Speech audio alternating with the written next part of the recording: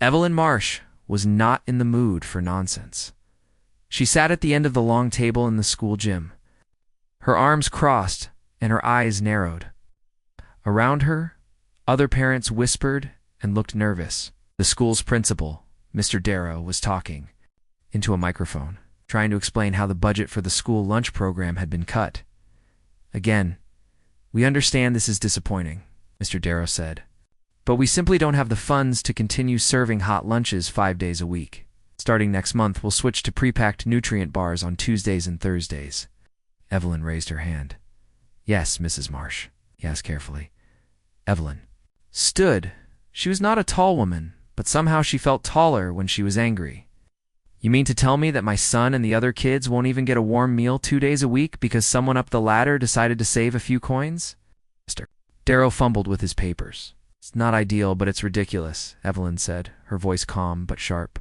"Do you know what those bars taste like? Cardboard and sadness? My son is 12. He needs real food, not plastic snacks from a vending machine." The room went quiet. Someone coughed. A few parents nodded silently. Mr. Darrow tried again.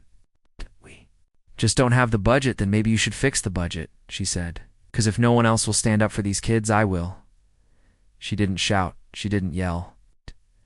But her voice was full of something stronger than noise. It was full of mom energy, the unstoppable kind that could scare off a bear or convince a teenager to do homework. Evelyn grabbed her tote bag and walked out of the meeting, muttering "unbelievable" under her breath. Outside, the evening air was cool. She walked to her car planning what she'd cook for dinner, maybe spaghetti or pancakes. Her son liked breakfast for dinner. As she reached for her car door, a small light flashed above her. She frowned and looked up. A silver object hovered silently in the sky.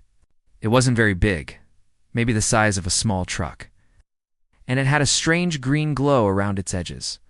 Before Evelyn could say, "What on earth is that?" the ship gave a soft whir, and a beam of light surrounded her. Everything went white.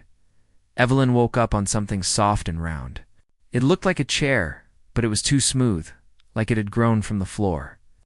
The walls around her were glowing with soft blue lights, and the air smelled like fresh linen. She sat up quickly. "Oh no," she said out loud. "Thing, really? Today?" A screen lit up in front of her. A cheerful robotic voice spoke. "Welcome, lifeform. This drone has detected your leadership potential. Emergency message downloading." Evelyn blinked. "Excuse me? Leadership potential?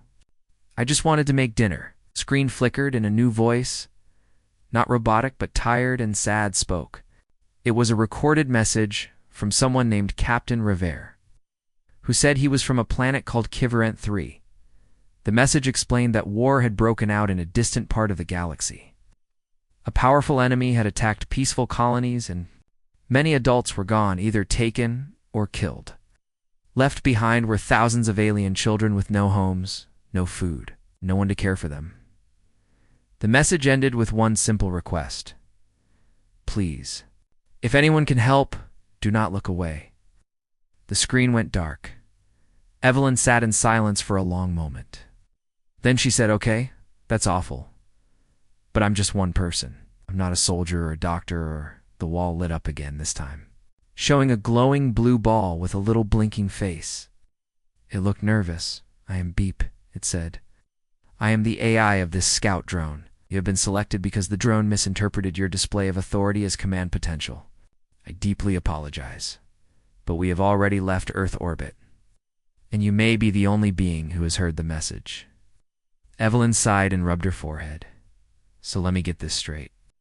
I get mad at a school meeting, and now I'm in space, heading to save alien kids I've never met?" "Yes," said Beep. She sighed again, then looked straight at the AI. "Can this ship fly?" "Yes." "Can we carry supplies?" "Yes." "Then what are we waiting for?" she said. "We're going to need food, blankets, medicine, and probably someone who knows how to fix broken things. Also, I don't know how space works, but I assume it's cold, dangerous, and full of things that explode. So let's be careful." Beep blinked twice. "You are not scared." "Oh, I'm scared," Evelyn said. "But if those kids are out there with no one to help them, then being scared doesn't matter. What matters is getting there." Beep was quiet for a moment. Then it said, "Understood." Plotting course to Kivrin 3, as the stars outside shifted and the ship began its faster-than-light jump.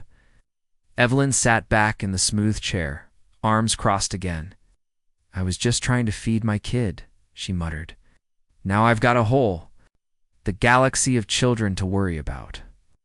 She didn't know what would come next. But she knew one thing for sure. No one, not even in space, should mess with a mom who's had enough. The scout ship, now renamed the Hopeful Spoon by Evelyn because she liked cooking. And it felt right, zipped through space faster than anything she'd ever imagined. Lights sparkled across the dark sky, and strange stars blinked at her through. The window Evelyn sat in the pilot seat with a mug of instant tea in her hands. Beep floated beside her, humming softly as it checked navigation charts. "So," Evelyn said, sipping carefully, "we're going to help alien children. But where exactly are we landing?" Beep brought up a glowing map. "The planet Kivrin 3 is located in Quadrant 7G, outside official trade lanes. It is not under protection of any major galactic council, which means no one is helping them." Beep blinked. Evelyn frowned. "It's awful." Unfortunately, Beep added, "We cannot land directly on the planet. It is too dangerous. The atmosphere is unstable due to war damage, and enemy sensors are still active. Then what do we do?" she asked. Beep made a thoughtful beep. "There is a central station nearby. Jorax Station. It serves as the main council outpost in this sector. Perhaps we can request permission to organize aid." Evelyn nodded. "Good. Let's go talk to the people in charge." She had no idea how space governments worked, but she figured it couldn't be worse than her city's school board. She was wrong. Jorax Station was massive, shaped like a silver flower with long glowing petals that reached out into space. Ships of all sizes came and went. Bright signs in hundreds of languages floated through the air like holographic balloons. As soon as the Hopeful Spoon docked, Evelyn stepped out with purpose. She wore her best serious face, the one she used when school principals tried to talk around her questions. Beep hovered beside her like a floating balloon of anxiety inside the main hall. Officials from dozens of species moved around in colorful robes, clicking shoes or slimy footsteps. Some were tall and thin, others round and glowing. A few looked like they were part plant. Evelyn marched up to the front desk, which was shaped like a spinning wheel. Behind it was a tired-looking alien with 3 eyes and a voice that sounded like a sneeze. "Hello," Evelyn said, politely but firmly. "I need to speak with someone in charge. This is an emergency." The alien blinked all 3 eyes. "What type of emergency?" "War orphans," Evelyn replied. "Thousands of them. They're stranded on Kivrin 3 and no one is helping. I want to request aid, supplies, and transport ships." The alien looked bored. "Please fill out form R9A and wait in lobby 17. Evelyn raised an eyebrow. "How long is the wait?" "Estimated processing time?" "For weeks," the alien replied without emotion. "For weeks," Evelyn said, her voice rising. "Children are starving right now. They might not survive for days." The alien shrugged. "Council policy." "Beep," whispered beside her. "Perhaps we should try a more official channel." "No," Evelyn said sharply. She turned around, scanning the busy lobby. She saw a row of large screens that played news across the galaxy. One showed a cooking competition on planet Zendo. Another showed a sports match between jellyfish-looking aliens. Evelyn marched toward the center of the room. She climbed up onto a platform meant for public announcements and shouted, "Excuse me. Can I have your attention, please?" Dozens of heads turned. Tentacles, eyes, feathers. All now watching the small human woman standing on a glowing circle.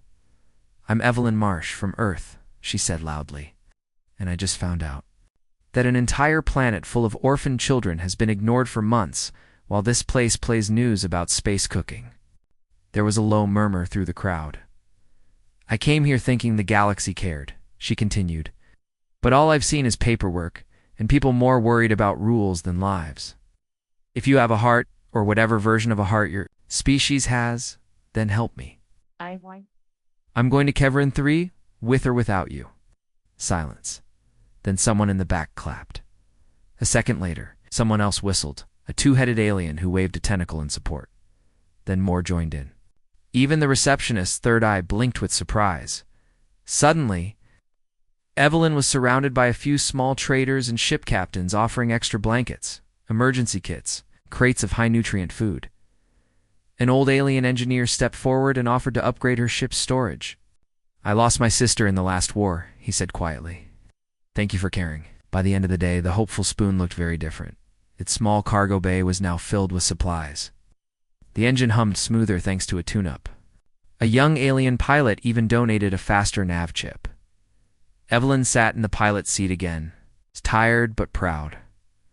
Well, she said, that went better than expected. You caused a scene, Beep said. That is usually discouraged. I caused a change. Evelyn replied with a smile. Sometimes change is noisy. As they launched back into space, Evelyn looked at the map glowing on the screen. Keverin 3 was just a few jumps away now. Her hands were steady on the controls. Behind her, supplies were ready. Ahead of her, 3,000 lost children were waiting. Evelyn didn't know exactly how she would save them all. But she had something stronger than weapons or money. She had a mom's willpower, and that, as the galaxy would soon learn, was more powerful than most armies. The planet Keverin 3 looked sad from space. It was once a beautiful green world, full of trees, rivers, and friendly alien cities. It was full of black smoke, broken buildings, and silence. From her ship, Evelyn could see large craters in the ground and glowing scars across the land where energy weapons had hit. Beep hovered near the window, his small round form flickering with worry. There are still energy signals below, he said softly. Old defense systems may be active. We must be careful. Evelyn nodded. We'll land far from the cities, somewhere quiet, somewhere safe. She touched the small picture of her son taped to the ship's console. His smile gave her courage. If this were him, I'd want someone to help, she thought. The hopeful spoon landed on the edge of a ruined farming village. The land was dry and cracked, but there were still a few broken homes and shattered walls standing. Evelyn opened the cargo door and stepped out with her backpack full of food and a folded solar blanket in her hand. The air smelled like smoke and dust. Hello? Oh. She called gently. I'm not here to hurt anyone. I brought food. Moments there was no answer. The only sound was the soft wind. Then, from behind a fallen tree, something moved. Evelyn froze. Her heart beat faster, but she didn't run. A small creature stepped out. It had green skin, 4 arms, and big dark eyes full of fear. Its clothes were torn, and it held a sharp stick like a weapon. It's okay, Evelyn said softly. She crouched down and opened her backpack. Look, food. Creature didn't move, so Evelyn unwrapped a soft protein bar and took a bite. See? It's not poison, just kind of chewy. The creature watched closely. Then slowly, carefully, it walked closer. 2 more children followed. Then 4. Then 10. Within 10 minutes, Evelyn was surrounded by nearly 40 alien children, each one looking hungry, scared, and unsure. She smiled at them. Hi, I'm Evelyn. Al. You can call me Mom if you want. I brought snacks. By evening, Evelyn had set up a small base with help from Beep and a few helper drones. They cleared out an old barn and covered the holes in the roof with emergency plastic sheeting. Blankets were rolled out, a warm fire started, and food was shared. Some of the kids were quiet, others asked questions in alien languages Evelyn didn't understand. But children were children, no matter the planet. She wiped sticky green goo from one child's face and tied a bandage around another's injured leg. You're okay now, she told each of them. Got you. Later that night, Beep hovered next to her as she washed dishes in a metal tub. You've gathered 41 orphans in one day, he said. That is impressive. It's a start, Evelyn replied. How many more are out there? Beep scanned the area. If we include nearby zones, possibly hundreds, maybe more. Some are hiding underground. Others fled to the forests. Evelyn dried her hands. Then we're going to find them. Every last one. Over the next 5 days, Evelyn became a one-woman rescue team. She rode on a makeshift hover cart powered by parts from old drones. Beep guided her with maps. Entered a new village. They found more children. Some were hiding in burned-out buildings. Some were living in caves. Others had formed small groups, trying to care for each other as best as they could. They all had one thing in common. They had been forgotten, until now. Evelyn didn't have a fancy uniform. She didn't speak every language. But when she knelt down, held out her hand, and said, "Come with me," they listened. Because she didn't just see them as aliens. She saw them as kids. By the end of the week, Evelyn had rescued over 300 children. Her little village was now full of laughter, cooking smells, and the sound of small feet running around. They played games with old metal scraps. They helped carry water. They even painted happy faces on the walls of the barn using berry juice and colorful moss. Evelyn worked from sunrise to sunset. She barely slept, but she smiled more than she had in years. She had never planned to be the mother of hundreds. But something deep inside her, something strong, told her this was what she was meant to do. One night, stars filled the sky. Beep floated quietly beside her. "You are different," the AI said. Most humans would have left. Most beings would have feared this place. Evelyn looked at the campfire where the children sat eating stew. "I'm a mom, Beep. We don't leave kids behind." Beep hummed softly. "Still, we are running low on supplies. More children keep arriving." Evelyn nodded. "Then we'll find more supplies." "But where?" She looked up at the stars. "Back at Jorak Station? Or maybe somewhere new. I don't care how far I have to go. These kids have lost everything. I'm not going to let them lose hope too." Beep blinked. "You are slightly dangerous when motivated." "No, Beep. I'm just slightly pushed." Then she looked at her growing family of alien children, and her voice softened. And when a mom gets pushed just a little too far, she pushes back. Evelyn Marsh stood at the edge of her growing camp, arms crossed, eyes sharp. The air was filled with the sound of alien children laughing, talking, and playing. Drones buzzed gently overhead, carrying water buckets and food crates. The once ruined barn was now a colorful shelter. The walls were decorated with bright handprints and little drawings. Some showed spaceships, some stars, and some showed Evelyn. Standing tall with many little aliens around her, she smiled. It had only been 2 weeks, but it already felt like home. Beep floated beside her. Total number of rescued orphans, 681, the AI reported. Supplies remaining, 37%. Evelyn sighed. "We're running low again." "Yes, and there are more orphans still out there. Our sensors found signals from the southern zone, an old mining city. But it's farther, riskier." Evelyn nodded. "Then we'll go." That night, Evelyn called a meeting. The oldest children sat in a circle with her, while younger ones listened nearby. "We're going to rescue more kids," Evelyn explained. "But I need your help. I can't be everywhere at once." A tall, blue-skinned teen named Tarak stood up. He had helped Evelyn build shelters and fix broken tools. "We'll stay and keep things safe," he said. "We'll make sure the little ones are fed and warm." Evelyn gave him a proud smile. "That's exactly what I needed to hear." She handed him a list of simple jobs, cooking rotations, watch schedules, medicine checks. "You're not just kids anymore," she told them. "You're leaders." The next morning, Evelyn and Beeb packed the hover cart and headed toward the southern zone. The journey was rough. The path was broken by old battle damage, and strange clouds moved across the sky like ghosts. They reached the mining city by nightfall. Everything was silent. Black towers rose from the ground like broken teeth. Old machines stood frozen in time, covered in dust and vines.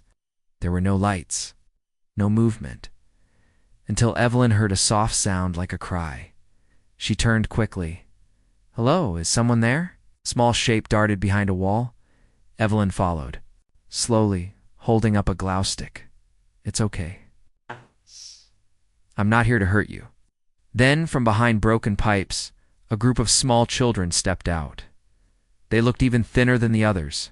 Dirt covered their skin and clothes. Some of them held tools like weapons. Evelyn dropped to one knee. "Hi, I'm Evelyn. I came to help." One of the older ones, a girl with silver eyes and antennae, stepped forward. "Are you from the army?" Evelyn shook her head. "No, I'm from Earth. I'm just a mom." The girl frowned. "A mom?" "Yes," Evelyn said gently. "Someone who takes care of others." The girl studied her for a moment, then she nodded once. "Okay, we'll go with you." By the end of the next day, Evelyn had gathered another 72 children. But there was a problem. Her cart was too full. The engine strained with every turn. Beep gave a warning signal. "We must return to camp before we overload." Evelyn looked at the children, then at the cart, then back at the road.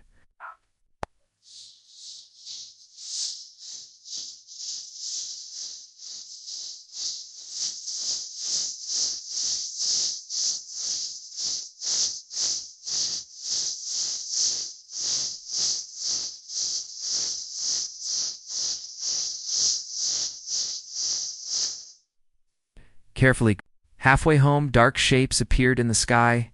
Enemy drones, old war machines, still active and still programmed to attack any movement. "Run," Evelyn shouted.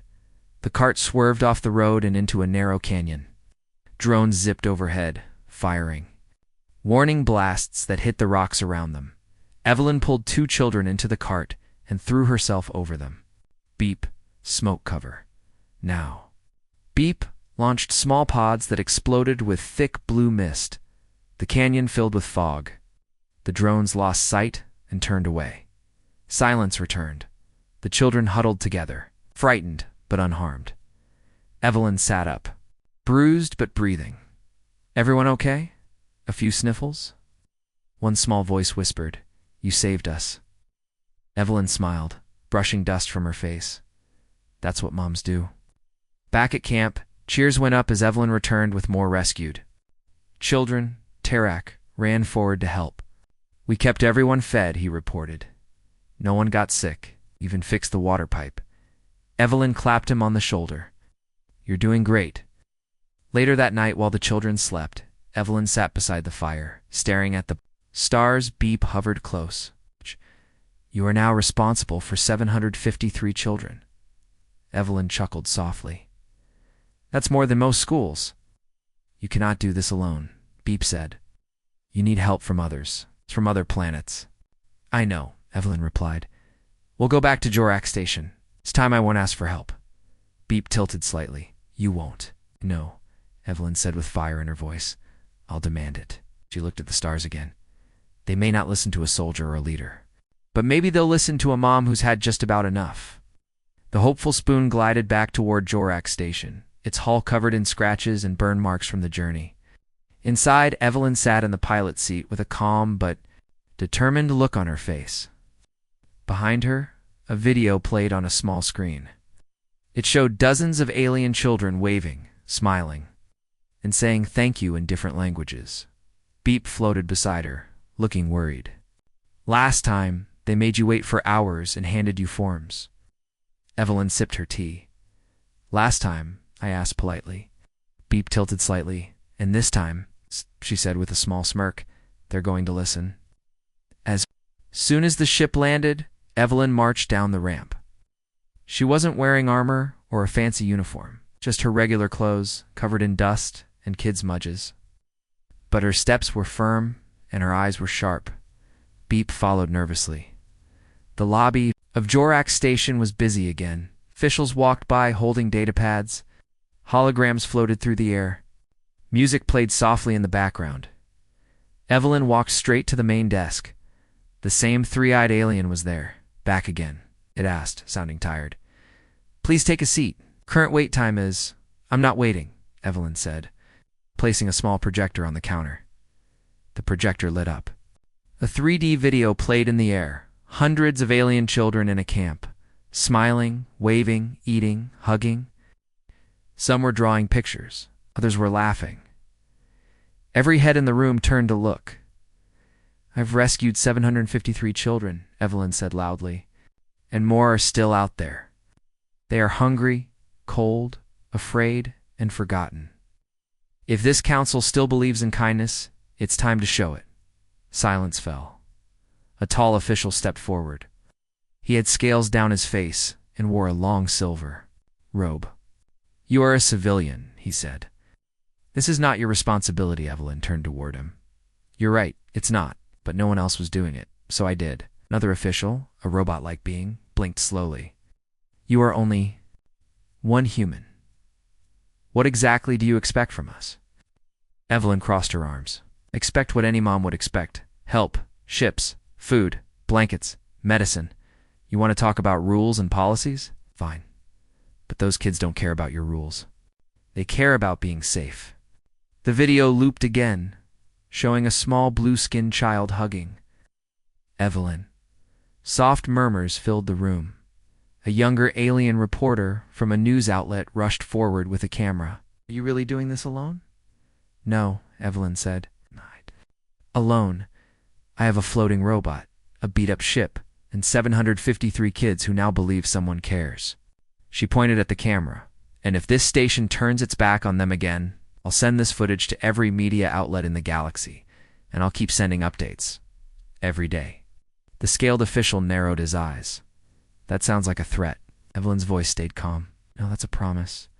An hour later, Evelyn sat in a round meeting room with council leaders from 5 different species. Beep hovered silently beside her, recording everything. "Your camp has grown too large," said a furry ambassador. "It's no longer just a rescue site. It's becoming a settlement." "We've had no issues," Evelyn replied.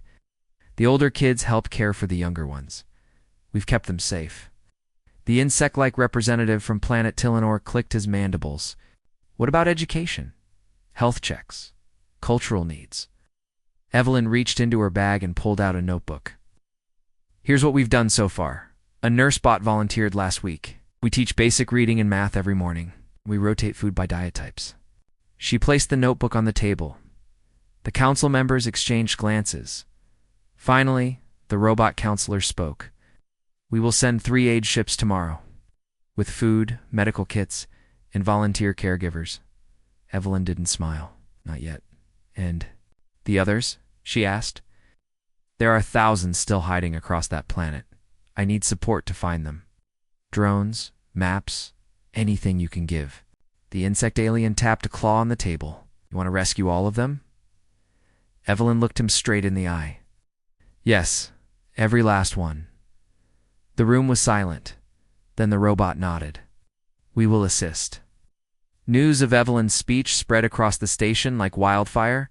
Soon, reporters from across the galaxy started calling her the human mom of Kiverin. Ships from nearby sectors volunteered to carry supplies.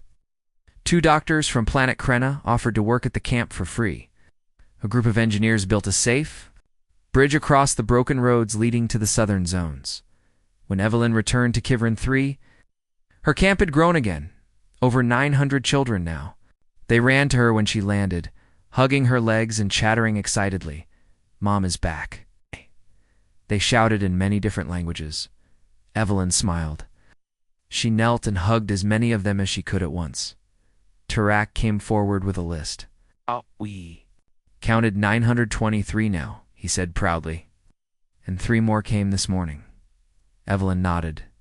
"Get ready. Help is coming."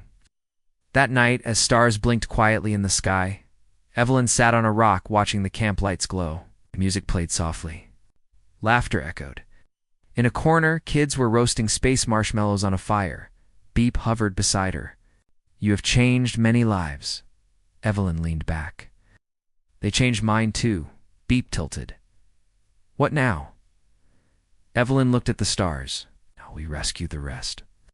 The camp on Kiverin 3 was no longer a quiet place. It turned into a lively little village. There were now over 1,800 children in Evelyn's care. Small alien homes had been built using scrap metal, stone, and solar cloth.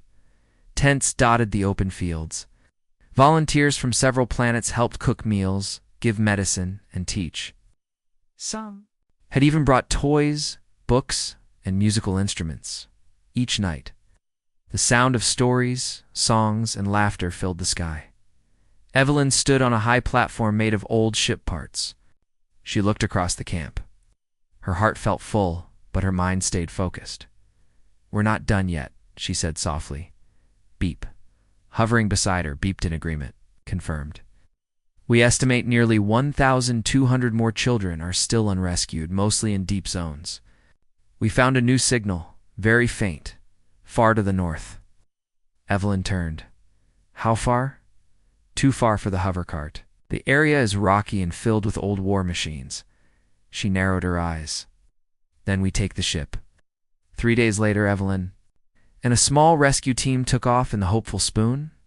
With her were Beep, 2 volunteers, a strong reptilian nurse named Sirach, and a quiet engineer from Earth named Maya, and a few medical drones.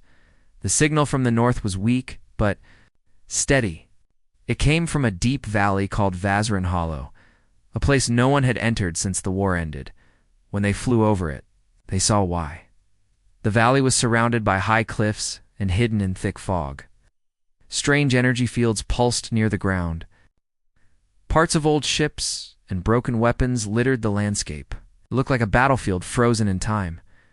"We're getting close," Maya said, checking her scanner. "The signal's strong now. Hundreds of life forms, all in one place." "Landing now," Evelyn said. The ship touched down gently near a cave entrance. As soon as the ramp opened, a strange silence surrounded them. Evelyn stepped out first. She held up a glowing light and called gently, "Hello? I'm here to help. We're not enemies." At first, nothing moved. Then, one by one, small shadows appeared in the fog. Children, many different kinds, some with wings, some with glowing eyes, some barely walking, some limping, their eyes held. Fear, but also hope. A small girl with purple skin and cracked goggles stepped forward. "You're real," she whispered. "We saw you on the messages. We thought you were just a story." Evelyn knelt down. "No, I'm very real. And I've come to bring you home." They set up a small base in the valley. Many of the children were weak from hunger and sickness. Evelyn and her team worked fast, setting up warm shelters, giving out food, treating wounds. The fog made it hard to send a full message to the camp, but Beep kept trying. "This place is worse than we thought," Evelyn said while wrapping a bandage around a child's arm. "We can't carry them all in one trip," agreed, said Sirach. "We need more ships, and soon." Beep beeped twice, enemy drones waking in nearby wreckage. "We may not have much time." Evelyn stood up. "Then let's move faster." That night, Evelyn sat by the fire inside the cave with the children. She told them stories not just of Earth, but of the other rescued kids waiting back at camp. They made a garden, she said. They built swings and tree houses, even started a school. The children listened wide-eyed. "You'll get to meet them soon," she added. "They're your family now." A small boy with feathers on his arms asked, "Will we be safe there?" Evelyn looked into his eyes and smiled gently. "You will be safe with me, always." The next morning, the fog grew thicker. Strange shapes moved in the shadows. Air felt heavy.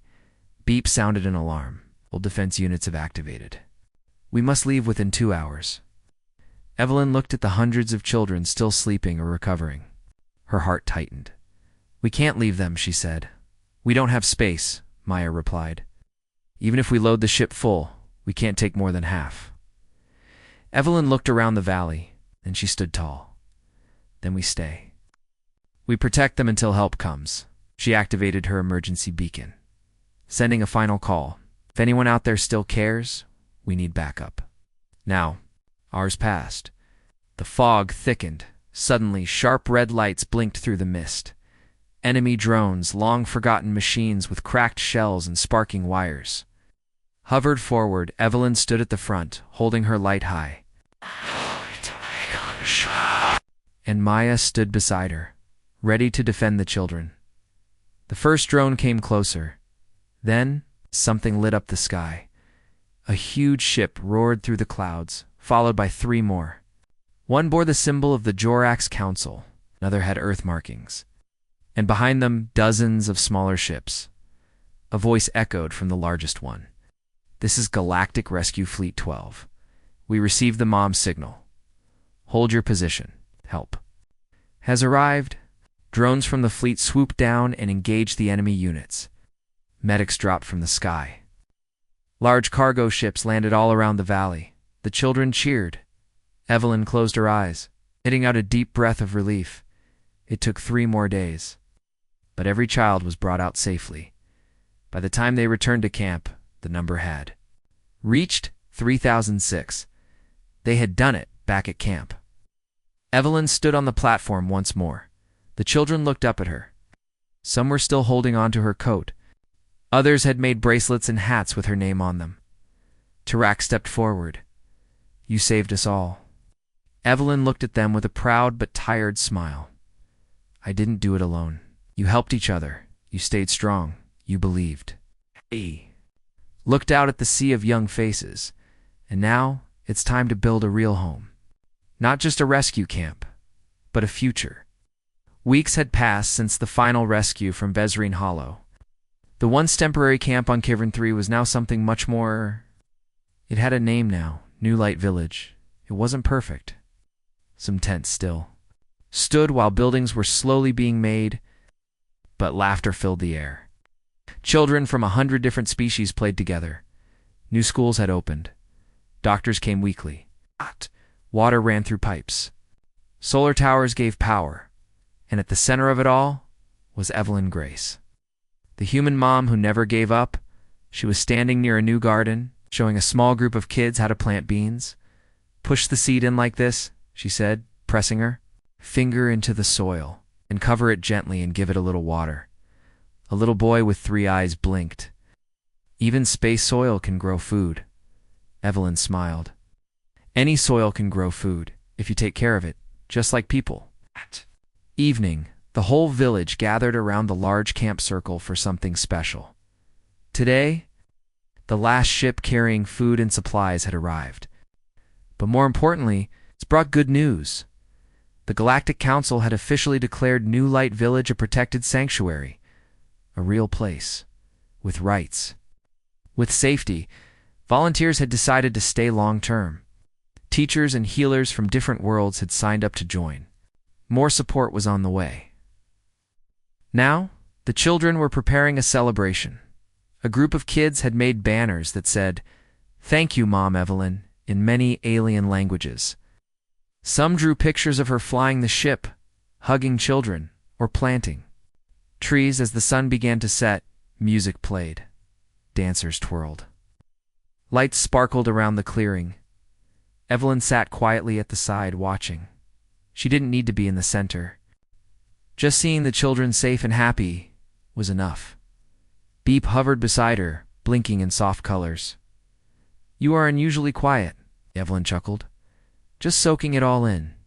You have succeeded." "What will you do now?" She looked around. "I think I'll stay for a while. Help build real homes. Train leaders, maybe teach cooking." "Will you rescue more children someday?" Evelyn paused, thinking, "Maybe. But first, I want to raise these ones properly. Make sure they know they are loved." Beep beeped warmly. "You're still slightly pissed off in your official council report." She laughed. "That's fine by me." Later that night, the children began sharing stories around the fire. Tarek stood up first. He had grown taller and more confident. "I used to hide in a cave," he said. "I thought I'd be alone forever. But Mom Evelyn found me.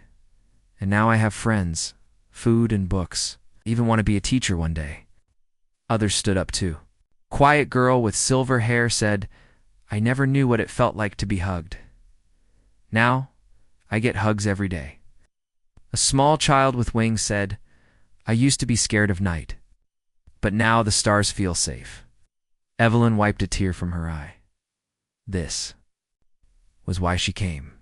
Not for medals, not for news stories, but for this moment of peace. Days passed, and New Light Village kept growing. The first real school building opened. It had classrooms, books from 10 different worlds, and teachers who made learning fun. A group of older kids began helping younger. Ones they called themselves Evelyn's helpers and wore bright green sashes. They took turns watching the little ones, handing out meals and cleaning. One evening, a letter came from the Galactic Council.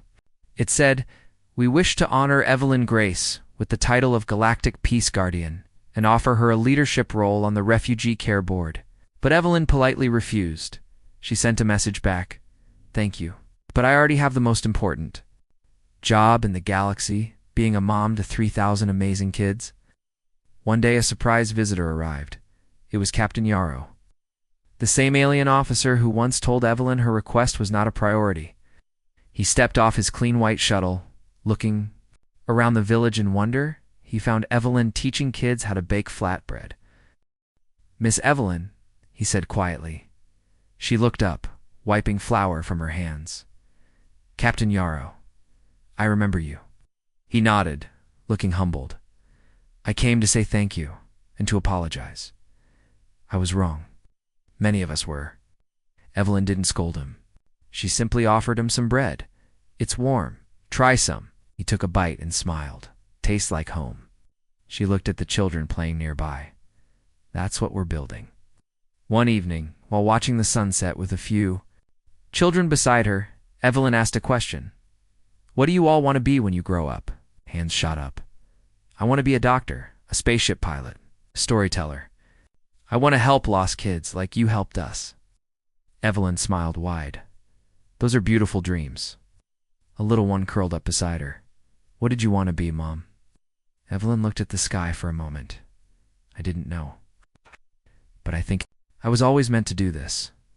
And so, the legend of the slightly pissed-off human mom grew, not because she had weapons, or not because she was powerful, but because she was kind, brave, stubborn when it mattered, and full of love. She didn't change the galaxy with armies. She did it with soup pots, warm hugs, soft words, and a fire that never stopped burning for justice. She gave 3,000 forgotten children something stronger than anything else. She gave them hope, and most of all, she gave them a home. The end.